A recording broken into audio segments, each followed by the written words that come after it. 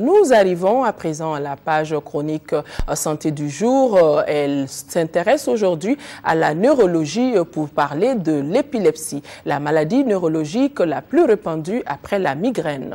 Non contagieuse, cette maladie concerne 17 Maliens sur 1000. Il existe plusieurs types d'épilepsie et certaines n'ont pas la manifestation spectaculaire que la plupart des personnes connaissent de l'épilepsie. Focus Santé, une réalisation de Tchessira Emmanuel Dambélé.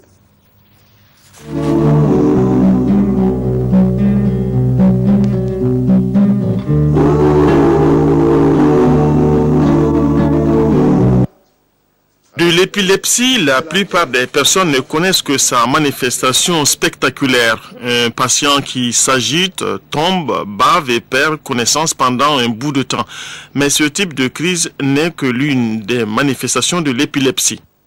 Quand c'est la manifestation tonico-clonique classique que tout le monde connaît, les cricrimages où l'individu se met à convulser et à tomber, là c'est facilement reconnaissable. Mais les autres manifestations, nous les reconnaissons, c'est pas souvent très évident. Une crise peut se manifester partout. Quand c'est les régions visuelles du cerveau, les régions occipitales qui se manifestent, c'est quelqu'un qui, arrêté, va voir une manifestation visuelle. Des flashs lumineux, des spots lumineux qui vont durer pendant un bout de temps. Quand c'est les régions du cerveau qui s'occupent de l'odorat, la personne peut sentir brutalement une odeur, que ce soit désagréable plus ou moins ou non, mais qui a la particularité d'arriver et de perturber l'activité que la personne est en train de faire et qui va avoir une durée déterminée. Quand c'est les régions gustatives, ça peut être une sensation de goût. Ce qui fait que l'on parle souvent de plusieurs types d'épilepsie. La maladie en tant que telle se manifeste par des décharges hypersynchrones de population neuronale au niveau du cerveau. Selon que ces décharges concerneront une partie ou l'ensemble du cerveau, on parlera de crise partielle ou généralisée. L'analyse des signes que présente le patient pendant la crise, l'interrogatoire et l'encéphalogramme permettront de savoir s'il s'agit d'une crise épileptique, si la maladie est grave ou bénigne. Ils permettent également de déterminer si elle est sensible au traitement ou pas. Les causes de l'épilepsie sont classables en 3 grands groupes. Il y a d'abord ce qu'on appelle les causes idiopathiques, c'est-à-dire qui ont un substratum génétique, qui ne sont pas dus fondamentalement à des lésions du cerveau, qui ont plutôt des facteurs génétiques. Il peut y avoir des épilepsies dues à des causes acquises.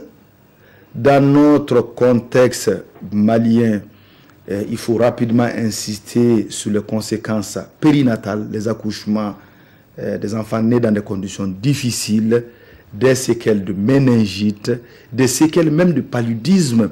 Ça, c'est des épilepsies dues à des causes acquises, des infections, comme je l'ai dit, des causes périnatales, d'autres pathologies infectieuses, le VIH, le sida.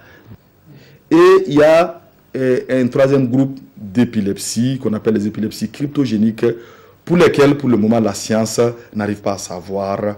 Les travaux continuent, on n'arrive pas à savoir l'étiologie réelle. La pathologie traîne avec elle un poids social lourd avec la stigmatisation des patients alors qu'elle n'est pas contagieuse. Donc à l'école, l'enfant épileptique est stigmatisé. Il est mis à côté. Ses camarades ont peur de lui. On pense qu'il peut contaminer par sa bave. On pense qu'il peut contaminer ses camarades par ses excréments. Et tout ça est extrêmement faux.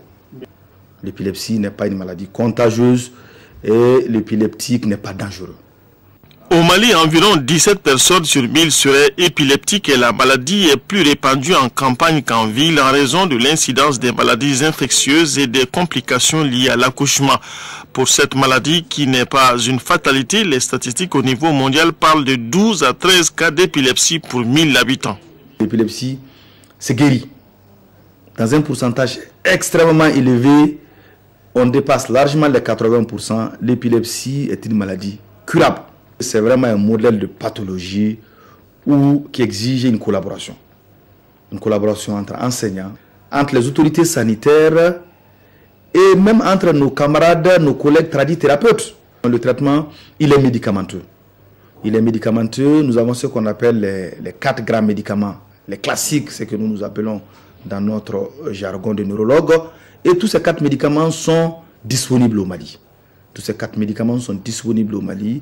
Il y a déjà quelques molécules sur la liste des médicaments essentiels de notre pays. Parmi les maladies neurologiques, l'épilepsie est la plus fréquente après la migraine. Bien qu'elle puisse survenir à tout âge, l'épilepsie se manifeste habituellement durant l'enfance ou l'adolescence ou encore après l'âge de 65 ans. Chez cette dernière catégorie, le risque est accentué par l'augmentation des cas de troubles cardiaques et d'accidents vasculaires cérébraux.